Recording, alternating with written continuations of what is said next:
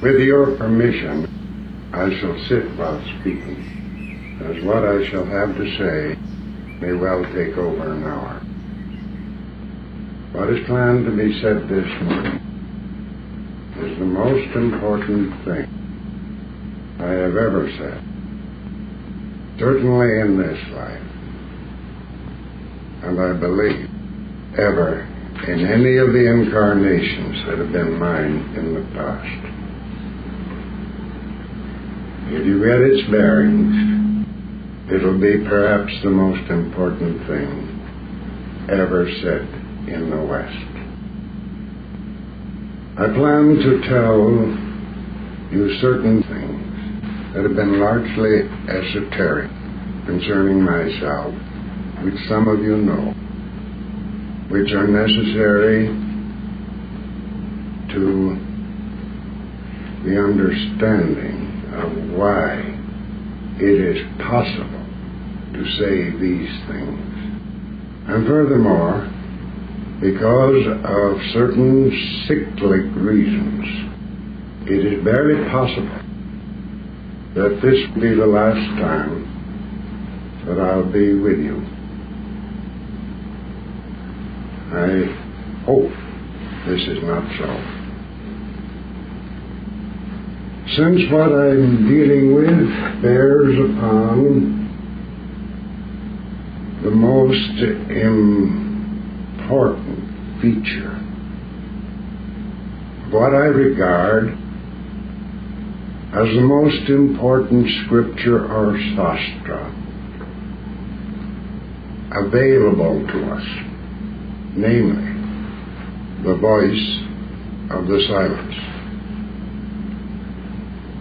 The portion that I refer to is at the very close of the section on the 7 portals. Those of you who are familiar with the voice of the silence know that it deals with the ascension of the ladder to ultimate realization, to the culmination that is nirvana, and more than that, the renunciation of nirvana. It's the portion dealing with the latter that I shall read. Calm and unmoved the pilgrim glideth up the stream that to nirvana leads. He knoweth that the more his feet will bleed, the whiter will himself be washed. He knoweth well that after 7 short and fleeting births, nirvana will be his. Such is the dhyana path, the heaven of the yogi, the blessed goal that Strotapratis crave. Not so when he hath crossed and won the Arya Path. There klesha is destroyed forever, Tana's roots torn out. But stay, disciple, yet one word. Canst thou destroy divine compassion? Compassion is no attribute. It is the law of laws, eternal harmony, alaya self, a shoreless, universal essence, the light of everlasting right and fitness of all things, the law of love, eternal. The more thou dost become at one with it, thy being melted in its being, the more thy soul unites with that which is, the more thou wilt become compassion absolute. Such is the Arya Path of the Buddhas of perfection. Withal, what mean the sacred scrolls which make thee say, I believe it is not all the arhats that get of the nirvanic path the sweet fruition. I believe that the nirvana dharma is entered not by all the Buddhas. Yea, on the Arya Path thou art no more Stotapati, thou art Bodhisattva. The stream is crossed. 'Tis true thou hast a right to Dharmakaya vesture, but Sambhogakaya is greater than a Nirvani, and greater still is Nirmanakaya, the Buddha of compassion. Now bend thy head and listen well, O Bodhisattva. Compassion speaks and says, can there be bliss when all that lives must suffer? Shalt thou be saved and hear the whole world cry? Now thou hast heard that which was said. Thou shalt attain the seventh step and cross the gate of final knowledge, but only to wed woe, if thou wouldst be Tathagata. Follow upon thy predecessor's steps. Remain unselfish till the endless end. Thou art enlightened. Choose thy way. Behold the mellow light that floods the eastern sky. In signs of praise, both heaven and earth smile, and from the fourfold manifested powers a chant of love ariseth, both from the flaming fire and flowing water, and from sweet-smelling earth and rushing wind. Hark from the deep, unfathomable vortex of that golden light in which the victor bathes.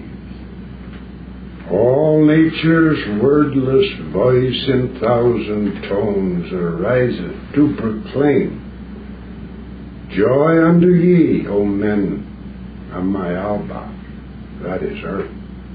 A pilgrim hath returned back from the other shore, and new Arlan is born. The basis of what I shall say is a group of 5 realizations reported in Pathways, which occurred between 1922 and 1936.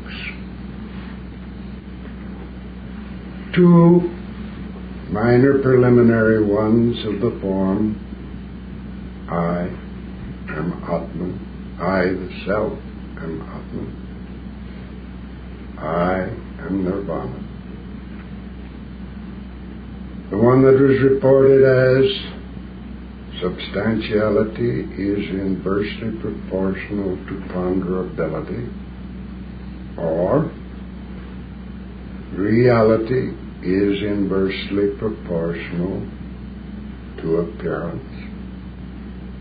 And concerning this, just within the last few months, I came across these words of the voice of the silence, confirming that realization, where it says, study the emptiness of the seeming fullness and the fullness of the seeming emptiness. I'd read those words many times. This time they stood out. And then on the 7th of August, the first of two major realizations. 1936, which followed the pattern of Sri Shankaracharya. The ascension recognized as arising above space, time, and law, leading to the vestibule of moksha, which is nirvana. But I've been impressed long by the words of Kuan Yin, which run this way: never will I accept or receive private individual salvation. Never will I enter into final bliss alone, but forever and everywhere will I strive for the redemption of all creatures throughout the world.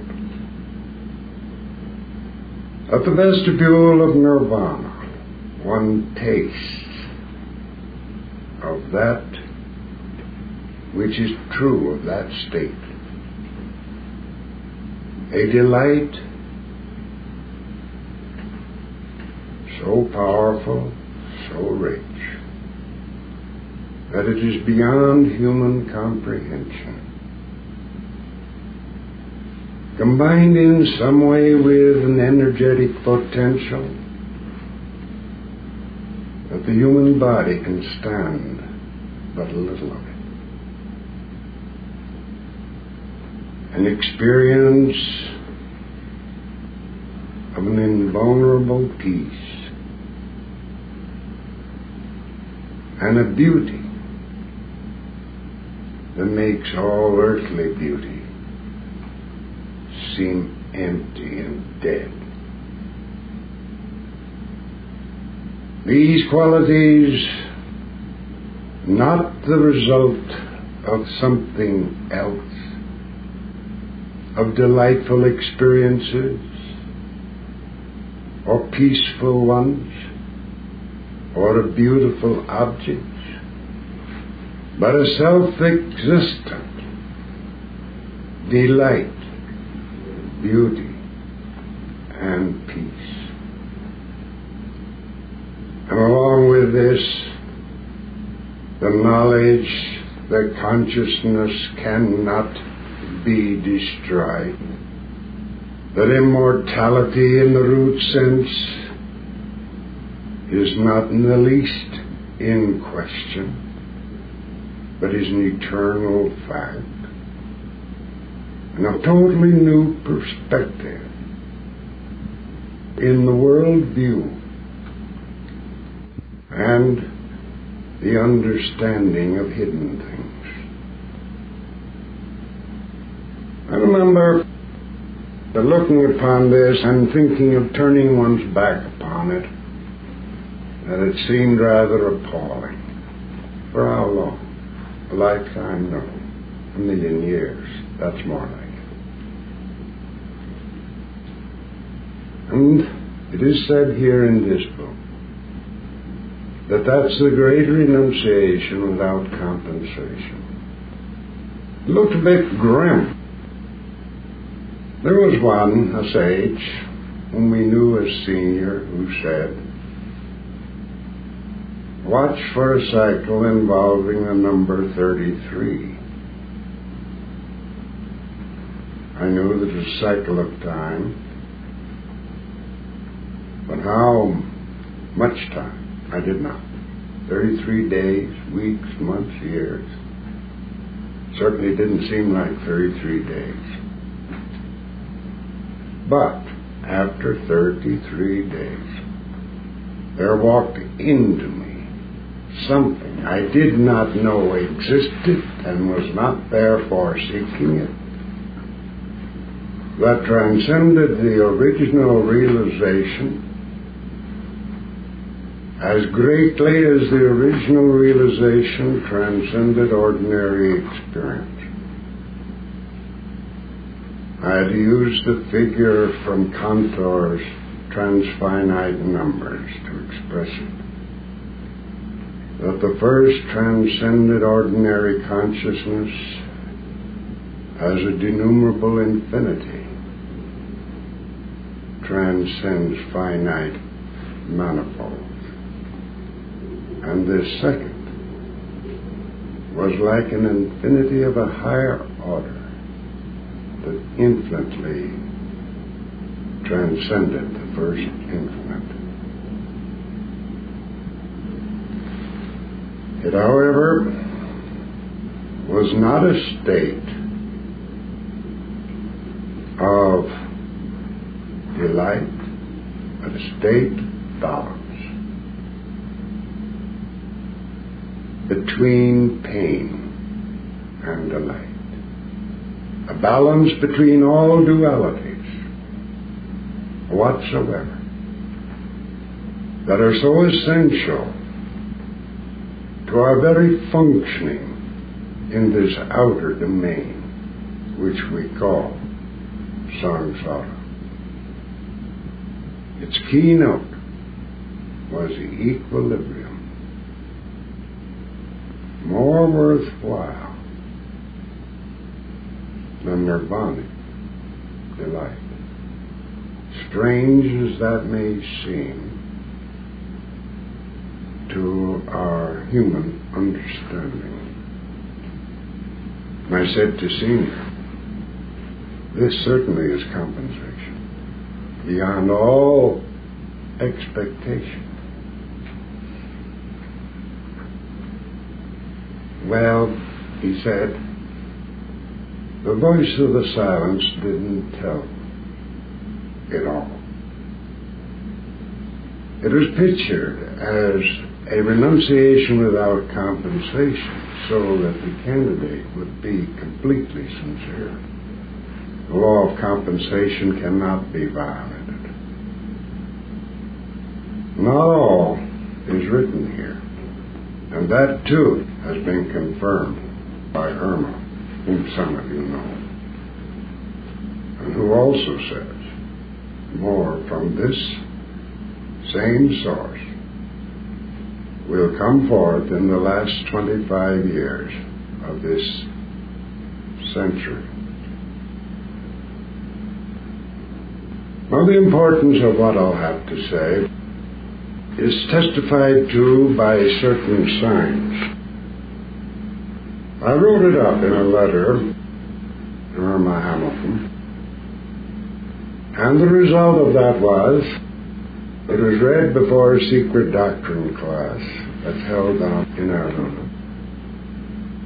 And instead of an answer in the form of a letter, she and her associate came up here on a rush trip, returning the next day, though extremely busy, and requiring the permission of the brothers, spelled with a capital B. I'll introduce it by reading a copy of the main part of that letter. And also another thing that surprised me very greatly. I've learned here from one who was present that the local Indians have been aware of what's going on, and that they approve, and they know it through a certain second sight which seems to be normal with many of them. They experience it as a phenomenon of sensible light.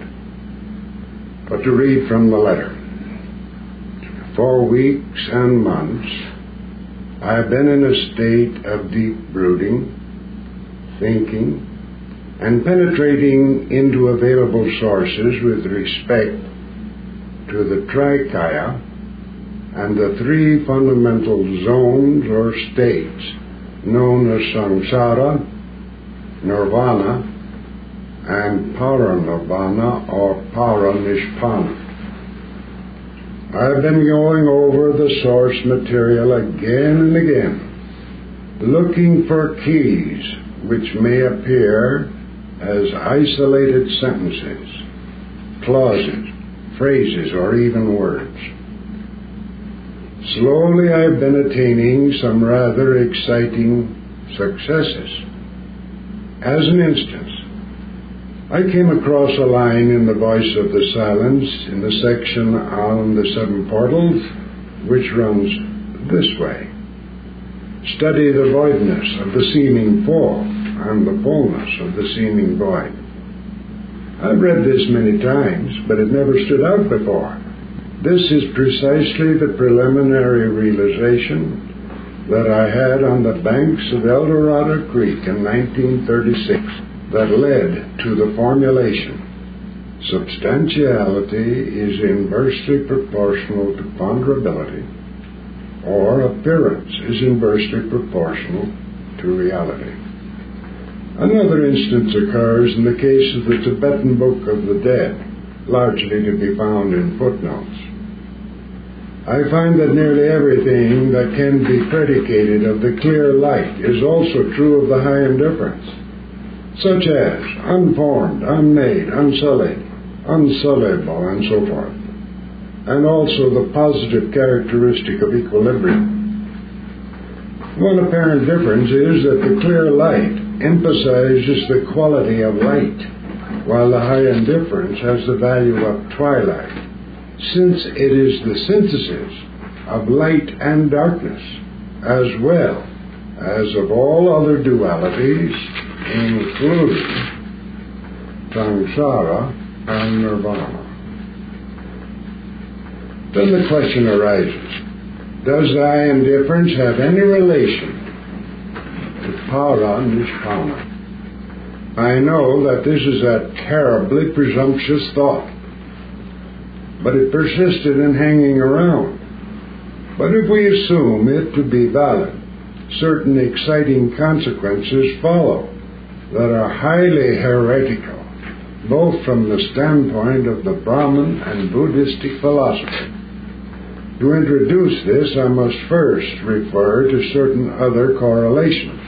First, the thought occurs to me that there is a correlation between the trikaya and the three zones or states known as samsara, nirvana, and paranirvana as follows: samsara corresponding to nirmanakaya, nirvana to sambhogakaya, and paranirvana or paranishpana to dharmakaya. Notice a little difference now. This is where we're getting a little heretical from the correlations that are made in what I read there. If then any entity could be a trikaya, he would or could participate in all three zones or states at the same time. And this is where we're really getting heretical.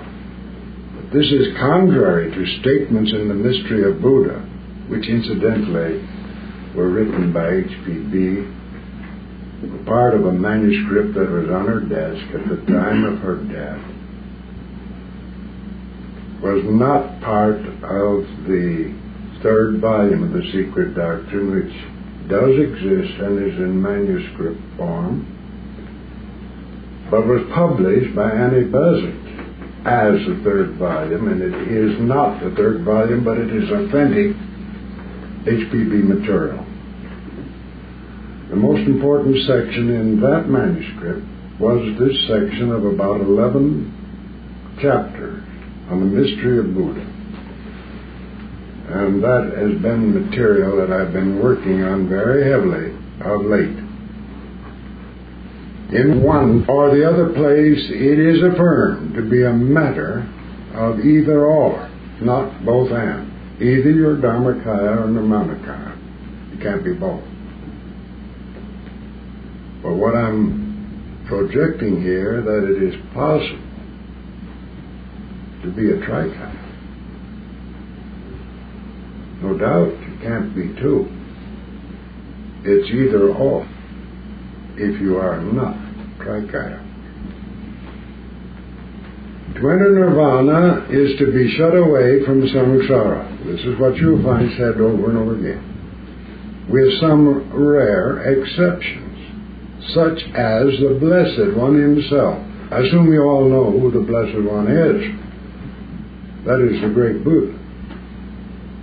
There is only one sevenfold Buddha connected with our humanity today.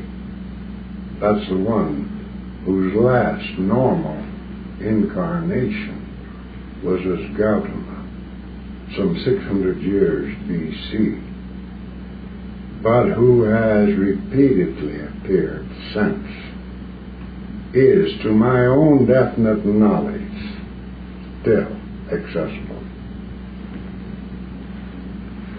And note here, there is no exception to a law. There are exceptions to rules.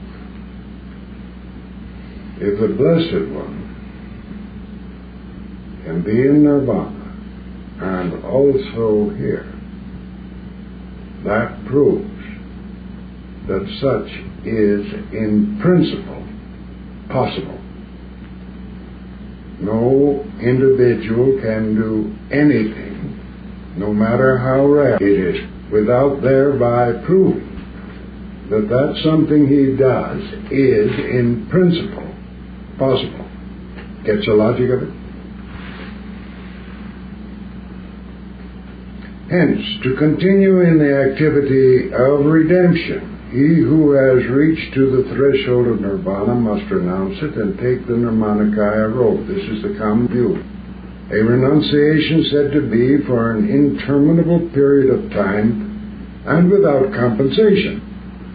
Think of 1,000,000 years of organized consciousness without any nirvanic break into pure consciousness. Could any entity endure that without exhaustion? It is not merely a question of willingness to perform, but also of the capacity to do so. See, here is beginning to unfold additional meanings in the moment. That it is not only bliss and withdrawal, but is also the source of refreshment, rebuilding, the strength, functioning. That's a side that hasn't been emphasized.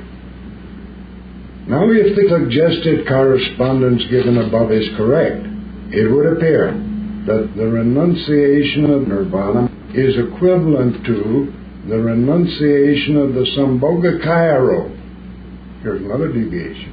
Rather than the Dharmakaya road, the latter being associated with paranirvana. Second, there are other correspondences that I have made, partly in the aphorisms on consciousness without an object, and these are samsara with suffering. And by samsara, we mean the whole universe. I might stop and elaborate what it means. The last figure that I've seen from scientific sources, and they do change pretty rapidly, is that the cosmos has a radius of 10 billion light years. A few years ago it was 3 billion. They keep changing. But at any rate, the whole of the cosmos,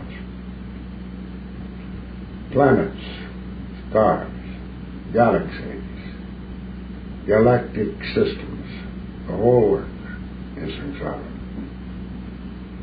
Not only that, zones or locus, invisible or inaccessible to outer consciousness, all the hell worlds, all the heaven worlds of the ordinary religions are in samsara. Incidentally, most of the heaven worlds are only vital heavens. Those are very inferior heavens. Just think of a heavenly state of sitting on a cloud playing a Jew's harp for 10,000 years, infinity in fact, or walking in golden slippers down the golden streets of the New Jerusalem. clackety-clack for the rest of eternity. At 3:30 in the afternoon, the Supreme will appear with His only begotten Son beside Him, and you can sing His praises every afternoon at 3:30. Or, happy hunting ground of the Indian, purely a Bible, heaven, a physical Bible. Or the Norseman's state, where you got up every morning and after breakfast had a grand war with your fellow warriors, and in the evening everybody got healed from his wounds and had a grand feast, and the next morning you repeat it over. Such heavens, they're all in samsara. Not only the vital heavens, but the rarer mental heavens, which are still a much higher order, and only a few ever go there. They're all samsara. That whole thing is what we mean by samsara. Nirvana stands in contrast to it. Conceived as dynamically equivalent, the other of samsara. Get some idea of the level of perceptions we're dealing with. We're putting that whole thing I've described as just one term, and the least valuable term of the whole thing. All that science is concerned with, all that most religion, only religion at its highest point, reaches beyond samsaric realm. Now then, nirvana with bliss and high indifference, or as suggested, paranirvana with a state that is neither bliss nor suffering, but a fusion of the two in a state that is more attractive than either, something that is quite inconceivable to a human kind of consciousness. From the foregoing, what I am suggesting is that it is in principle possible for an entity to abide in all three zones or states at the same time. And in this case, there is no renunciation nor sacrifice, save in the sense of rendering sacred, which is the true meaning, etymological meaning of the word, in the labor of redemption. And there would be no problem of exhaustion in maintaining organized consciousness for an indefinite period of time. One would blend in himself the mundane and the supermundane consciousness as the microcosm. And why should not this be possible, since manifestly the macrocosm does so include and blend?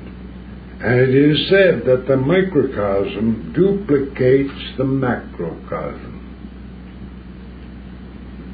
No doubt such a microcosmic blending would be rare as yet, but I'm speaking of what is in principle possible.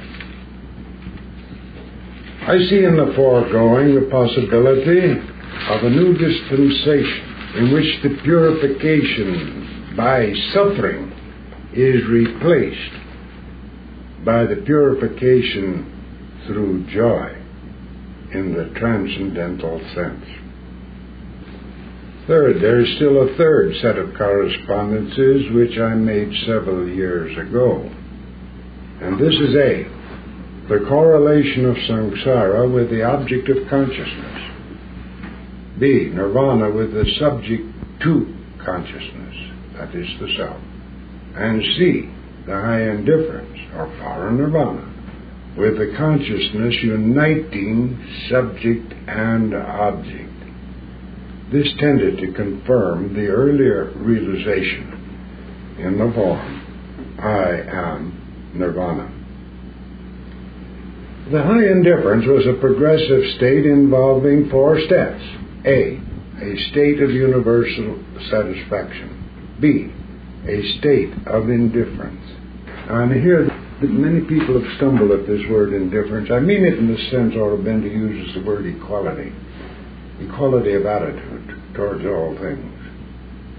You can get it. It's not in the usual sense of the word indifference. This is something that J. William Lloyd, who was the first man who read my manuscript and was himself a mystic, he couldn't get. And I imagine you who have read Pathways have probably not gotten it. In fact, everything I'll say today is implicit in Pathways, and if you haven't had it already, it shows what you haven't gotten out of Pathways. C. A state in which the subject and object vanished, and only consciousness remained. And D. A movement into darkness, meaning shirik. That's a Tibetan word, and I'll explain it later. Could not make correlation, from which I awoke in the morning with a sense of a still bastard beyond. At the level of C, the subject was the self. The universal object was solely divinity. This inside view of the whole universe is a sense that it is all divinity. With these two aspects being one and the same, as in the realization, Atman is Brahman. The effect of these two vanishing into pure consciousness was to place me in agreement with the Buddhist doctrine of Anatman and Nastikata, or non-theism.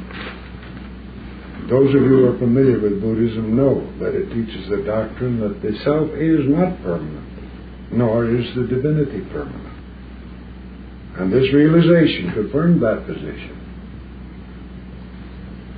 I was transformed from an Advaita Vedantan to a Buddhist.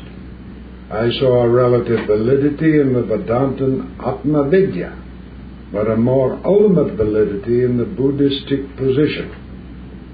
A radical implication of all this is pure consciousness is before any entity becomes. Now that turns it upside down with respect to our ordinary thinking. Entities are functions of consciousness, that is, beings, human beings, gods, angels, whatever you please, devas, whatever you please to call them. They are functions of consciousness, derivative from consciousness, but not the source of consciousness. Entities are functions of consciousness rather than the other way around, as we ordinarily suppose, to use a mathematical type of formulation. This I understand to be the real meaning of the Alaya Vijnana of the Buddhists. But there is verification to be found in the writings of H.P.B. In section 41 of the Doctrine of the Avatars, under the Mystery of Buddha, the question of the sense in which Lord Buddha was an avatar is discussed. The sense in which this is asserted by the Brahmins, namely, as the descent of the entity Vishnu, is denied, but as Maha-Vishnu, or Adi Buddha, or primeval wisdom, or nirvana in short, in quotes, for those are the words of H.P.B. The Lord Buddha was an incarnation of Mahavishnu, and hence an avatar. Elsewhere it is pointed out that he was also a Jivan Mukta. But primeval wisdom is a quality of consciousness, and nirvana is a state of consciousness, and this made an avataral descent. You get the point that here is the use of the conception of avataral descent as meaning not an entity descending, but a quality or state of consciousness descending. It's an extension of the word, and is quite different from Aurobindo's use of the term and of our common understanding of the term. In other words, the avatar can be a quality or state of consciousness rather than an entity. And this leads to questions re the high indifference. Was the high indifference an avataral descent? I was not striving to realize the state, since I did not know that it existed. The earlier realization I had been striving towards, since it had been so clearly formulated by Shankara. But I thought that was... Then 33 days later, the high indifference walked in on me, or descended upon me, out of the blue, as it were. I've not been able to exclude the possibility that it was Avatar. Then another question arises. Could it have been an initiation of one aspiring to the path of the Jivan Mukta? Now bear in mind what Jivan Mukta is as distinct from an avatar. An avatar is what he is. There's no merit involved. That's his nature. It's a high spiritual consciousness, not something that is a result of attainment. All of us was that, couldn't help himself but be that. A Jivan Mukta is one who is striving, as through the human form and so forth, to attain the state that is normal to the being that would be an avatar. See, in other words, the Jivan Mukta attains by effort and merit. And I think would generally be rated as therefore higher even than an avatar. Then another question arises. Could it have been an initiation of one aspiring to the path of the Jivan Mukta? In this case, the presence of the Guru initiator was not evident. You see, one does not enter nirvana, and the same would be true of para-nirvana, by his own efforts alone. There's some modification of that. This I have to go into as a sort of a parenthetical remark here. The Patika Buddhas do enter nirvana by their own effort. But one arrives at a point by his own merit,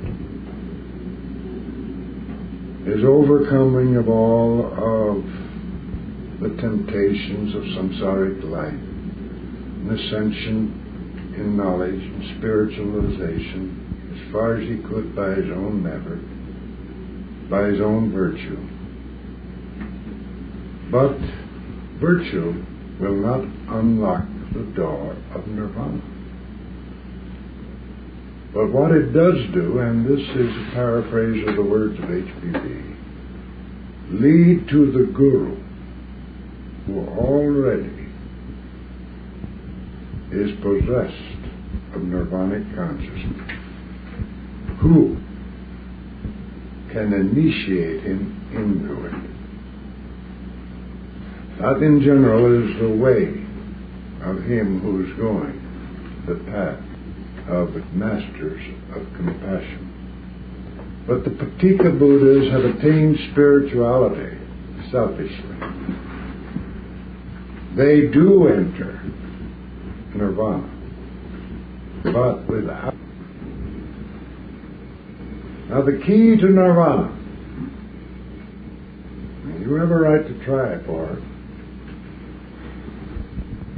It's a state of an almost inconceivable equilibrium between all pairs of opposites that you find in the samsaric world, including good and evil.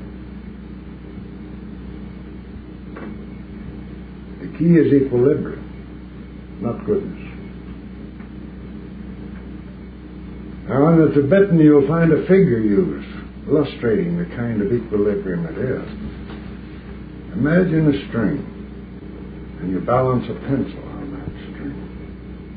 And to get that pencil to roll down and stop and not drop off the string. If you can do that, you maybe get some practice for entering nirvana. Imagine maintaining that kind of equilibrium throughout all of the pairs of opposites within your consciousness. That's the key to nirvanic consciousness, not goodness. Goodness only gets you to heaven. It doesn't get you out of samsara. Now this is some of the subtle things that are involved in all of this discourse today. think that goodness is not the key to everything that's fine is a bit shocking. Equilibrium is the key to the transcendental. A very virtuous man, a saint-like man, may earn 1,000,000 years in a heaven world, such as David come. But he'll come right back to birth again and be in that circling process in samsara, still bound, just as truly as the sinner who differs from him only in that he circles to some hell world and back again here. And that leads to a further conclusion that the saint, as well as the sinner, is in need of redemption.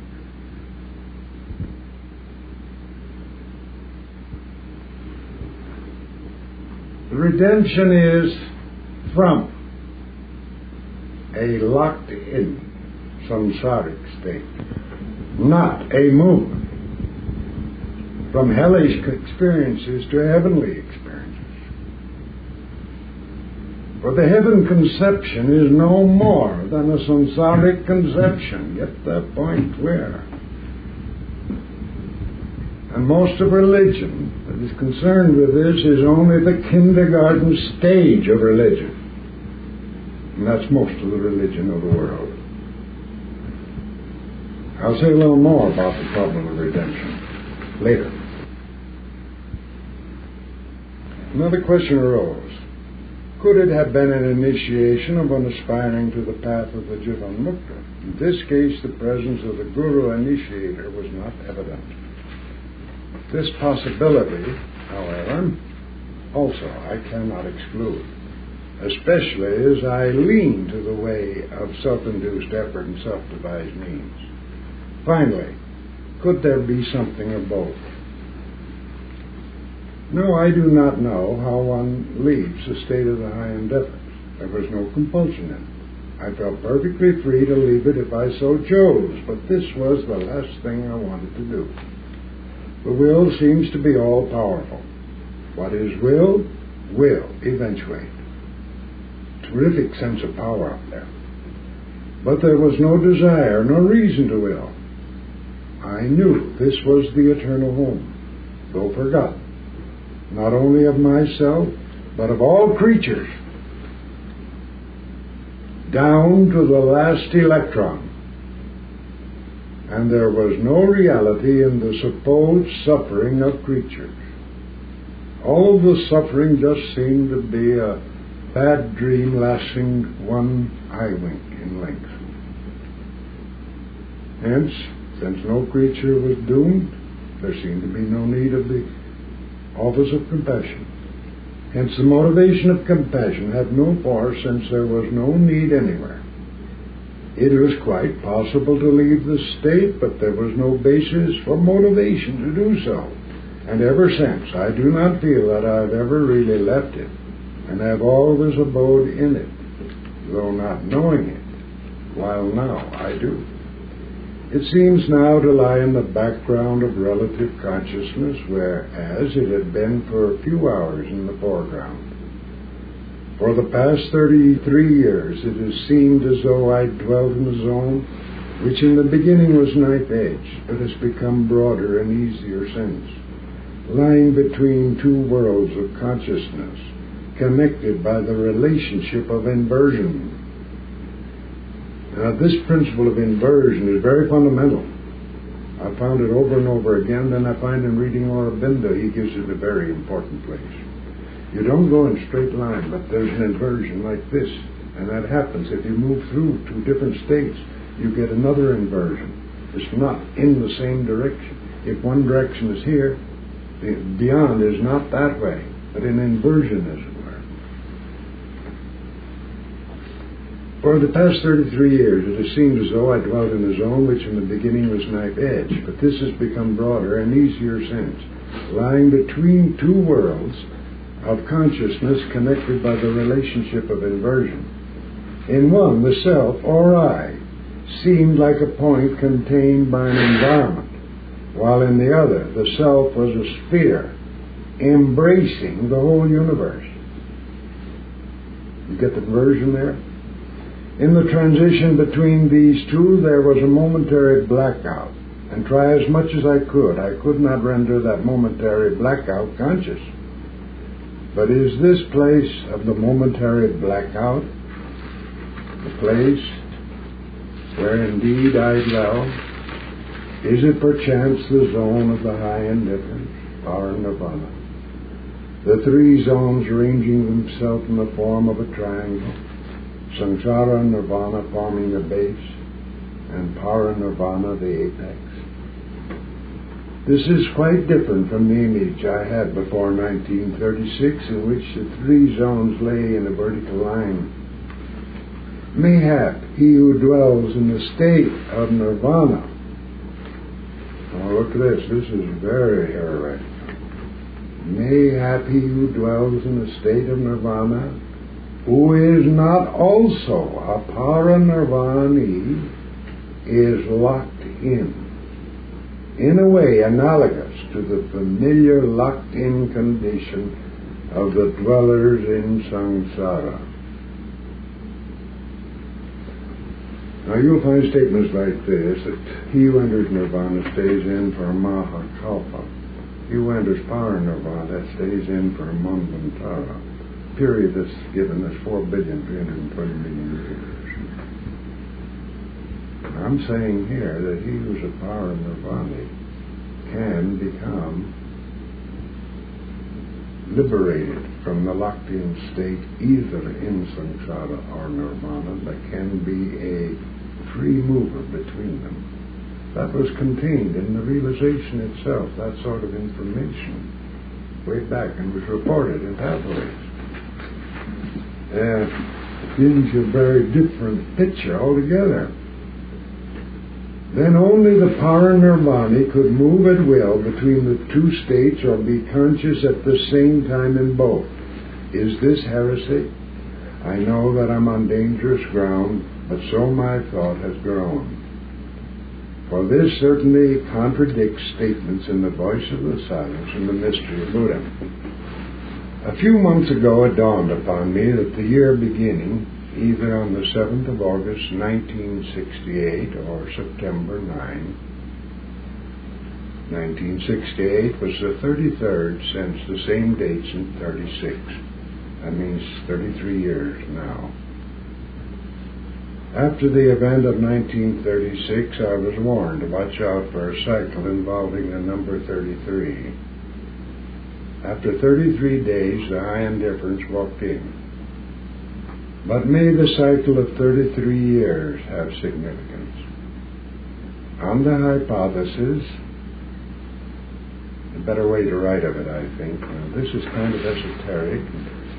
It's part of our technique of communicating to those who have ears to hear, while others who hear don't know what's been said.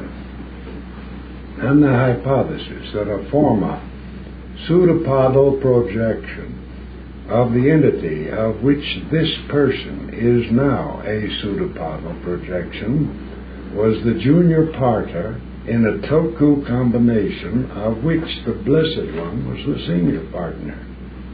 Certain consequences follow.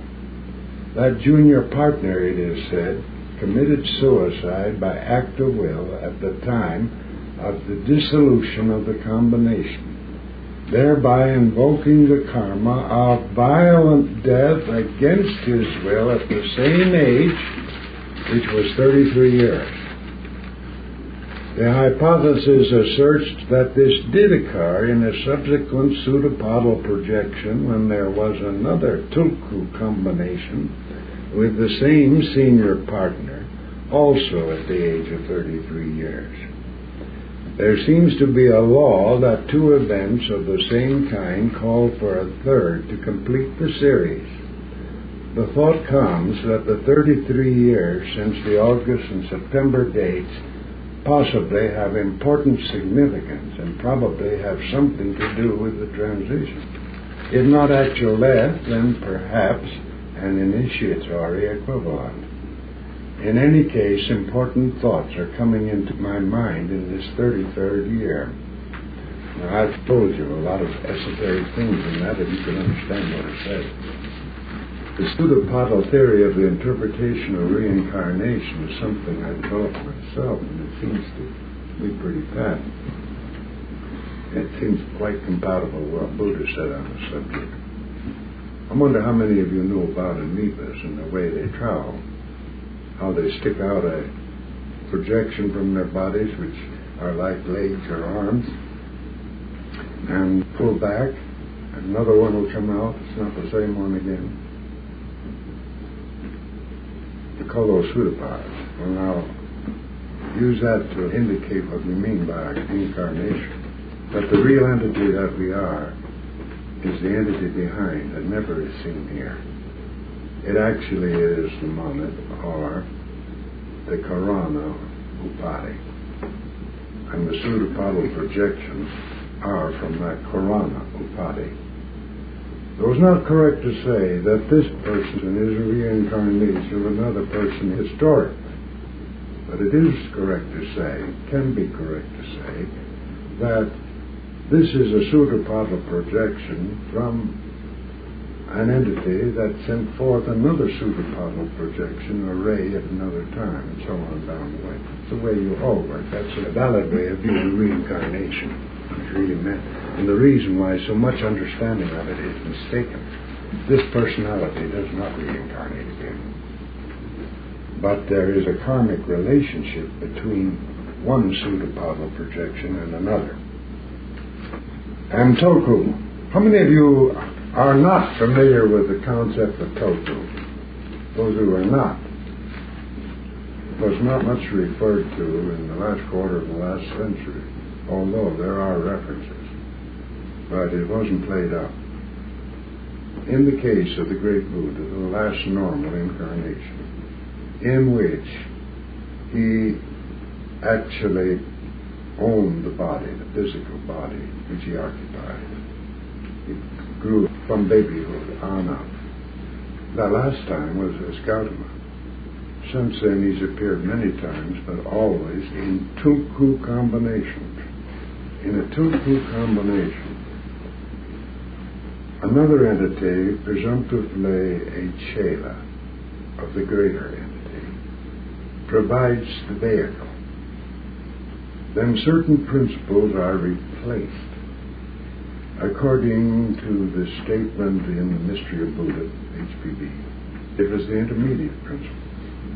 The intermediate principles consisting of lower and higher mind and karma. Incidentally, karma in its purity is a high function. It's the basic of passion. We know it only in its lower degenerate stage. And that in the case of Shankara, for instance, this Brahman, baby, belonged to another entity than that of Buddha. That the intermediate principles were the intermediate principles of Buddha, the purest at the time. And that there was thus that combination that made that very brilliant life. But the responsibility for it, the great power in it, is the great Buddha. Now I call the great Buddha in that case the senior partner, and the one that provided the body as a junior partner.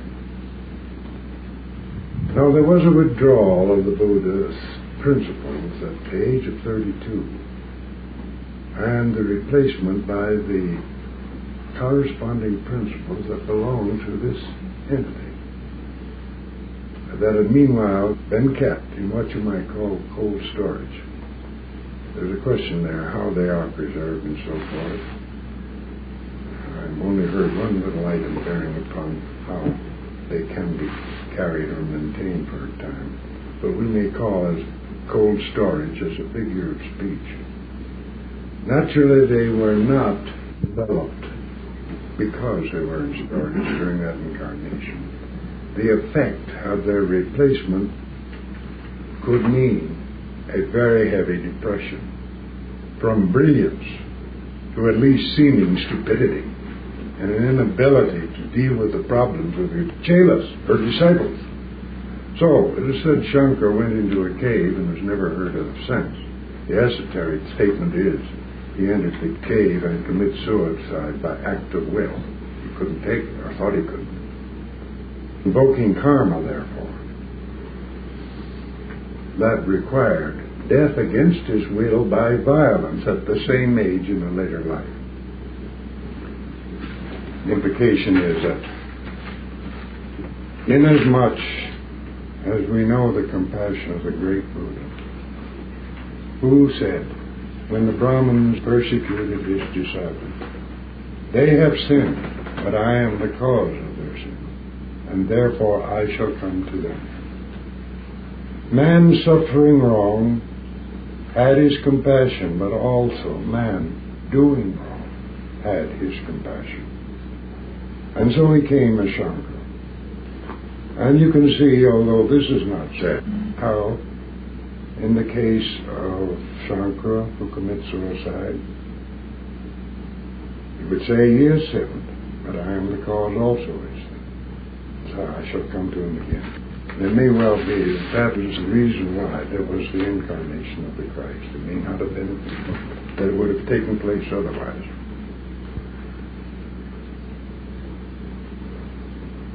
The statement with respect to the Triple Crown, now this is something I might possibly read to you, has a premier causal place in the line of thought that is here developed. Early in the first volume of the Secret Doctrine, there is a statement which runs as follows.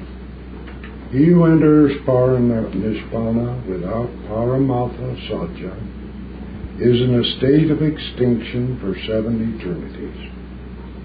This I read as being in a state of absolute unconsciousness. Paramatha Satya is defined as the self-analyzing consciousness, and so has a certain similarity to introception, which was defined spontaneously. Introception is my own word. It's introduced into the philosophy of consciousness without an object. As the power whereby the light of consciousness turned upon itself towards its source. Questioning the meaning of this, it dawned upon me that the light of consciousness was the cognitive aspect of consciousness, in contrast to which the pure consciousness is the substance of which all things are composed, and could therefore be called substantive consciousness. Correlate this then with something I found recently in the footnotes on pages 96 and 97 of the Tibetan Book of the Dead. It says there, Rigpa, meaning consciousness, as distinct from the knowing faculty by which it cognizes or knows itself to be. The cognizing faculty is called Shirig, S-H-E-S-R-I-G. Ordinarily, Shirig is the power that cognizes phenomena, but when turned upon itself, I can see that it becomes what is meant by the definition of introception. I have long been aware of this consciousness of consciousness. In footnote number 3, page 96 above, we find the following. Quoting from the union of the two states of mind or consciousness implied by the two terms Rigpa and Shirig, and symbolized by the all-good Father and the all-good Mother, is born the state of the Dharmakaya, the state of perfect enlightenment, Buddhahood. This I found simply dumbfounding. From all the foregoing, it would appear that the absolute unconsciousness, which is not in reality, becomes realized as absolute consciousness when the light of consciousness turns upon itself towards its source, or when Paranishpana is combined with Paramatha Satya, or when Shirig is united with Rigpa. For the first time in this 33 years, I have found a number of confirmations. But why, it may be asked, is confirmation necessary? For the assurance of realization is unequivocal, with respect to the ground covered by it? The answer seems to be that the assurance is valid so long as there is no interpretation or transcription, even to one's own mental consciousness. But when there is transcription, so that one may understand or communicate, error can enter. The secret doctrine states that confirmation is fundamental to occult science. These confirmations give me an increased assurance. But further criticism is not only welcome, but is solicited from whatever source is competent to do so. As I see it, all this is not only important to me, but has a general importance, since if the above thought is valid, then a line has been established in the Western psyche, or collective unconscious, that leads to enlightenment. That was the letter. Two very busy people came up for a one-day stop only because of that. And this has developed into other implications. I'll have to rush this because this is taking up time. One is, I've partially spoken of it, that it changes the whole meaning of redemption. The Christian thinks of redemption as redemption from sin. That the saint certainly doesn't need redemption, he's redeemed. That to get to the heaven world is all that's required. But what is implied here is that redemption is more than that. It implies the capacity to leave samsaric zone, including the heaven worlds and the hell world, and all of this cosmos that we know that the scientists deal with. The capacity to leave it. And as therefore the saint, particularly he who is attached to his saintliness, is in need of redemption as truly as a sinner. Secondly, how about the Pratika Buddhas, those who are locked in nirvana? This conception, locked nirvana, and the intimation I had in the high indifference of a state that could be entered and left, is confirmed in Tibetan material that has come through us through the editorship of Heaven's Winds, of which there are 4 bodies. It confirms in the Tibetan Yoga and Secret Doctrine the conception of a difference between a fixed nirvanic state and a non-fixed. The Pratika Buddha is locked into nirvana through his spiritual selfishness, as truly as ordinary men are locked into samsara, and he presents therefore a problem for redemption.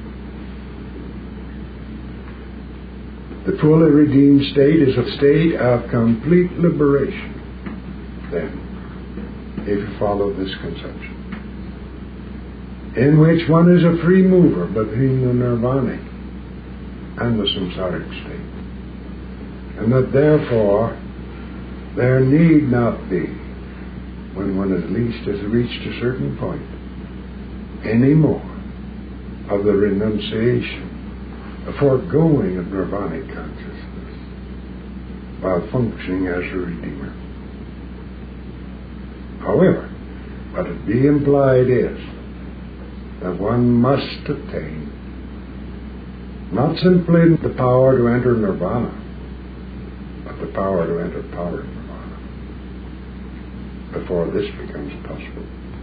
I know there are very few of the whole of humanity who have entered nirvana or have had the power to do so, and still fewer who've known power nirvana.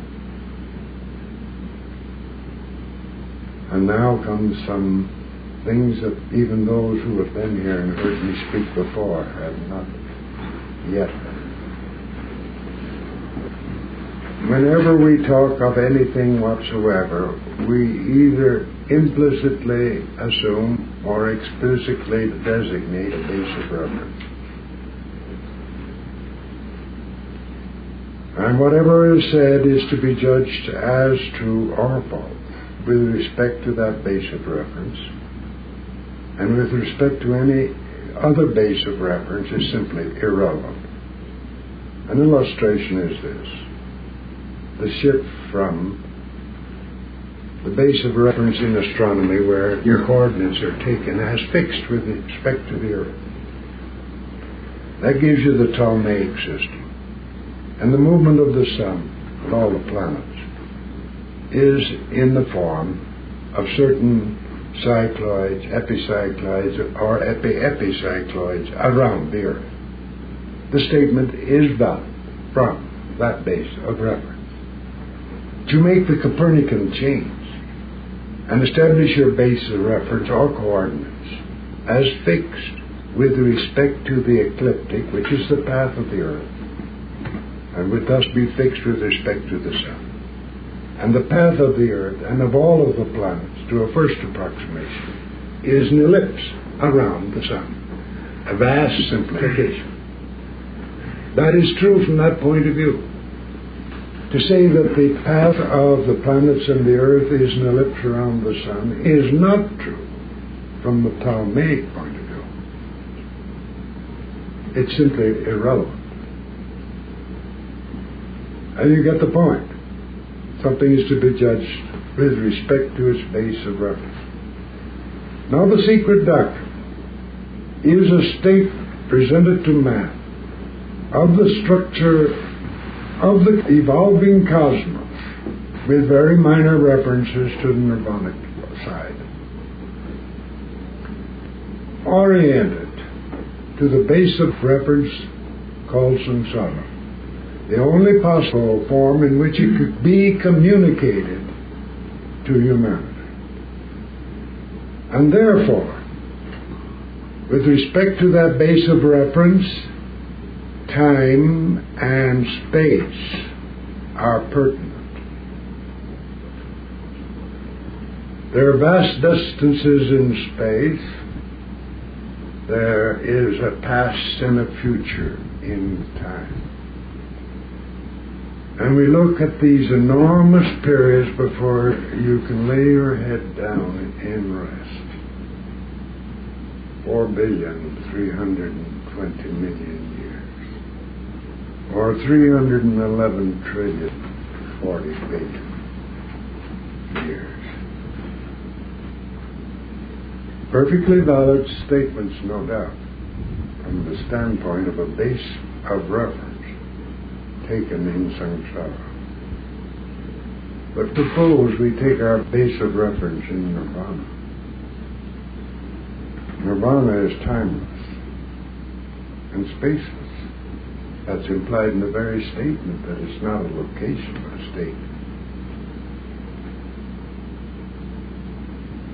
From a base of reference that is timeless and spaceless, there's no such thing as distance in space.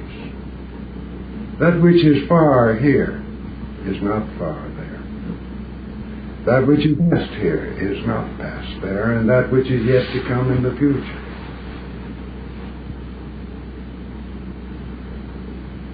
is present now. I had that experience in High Indifference, where it was the beginning and the end, and all between, at once, here, now. So one can see he who has the power to enter and to leave the nirvanic room can enter the samsaric, since time is irrelevant, at any point in the past or any point in the future, as well as at this point. And that provides time travel without mechanism. And also, since distance in space is meaningless, he can enter, in principle, the far and the near equally well, because far and near have no meaning there. And this without any mechanism. but just by a movement in consciousness, requiring no doubt technical equipment in consciousness. But you can see how it is in principle possible. And thus renders this moon travel to a position as rather insignificant for the nirvani, who is not locked in, can pierce anywhere and gain knowledge directly, without ships, without a lot of physical technology. And these are some of the rather startling conclusions that are all implicit in what you've read in Pathways Through the Space, if you've understood what you have read. There's more that I could say, but time has passed and my voice is vanishing. So I think we'll go to the concluding portion of our meeting at this moment.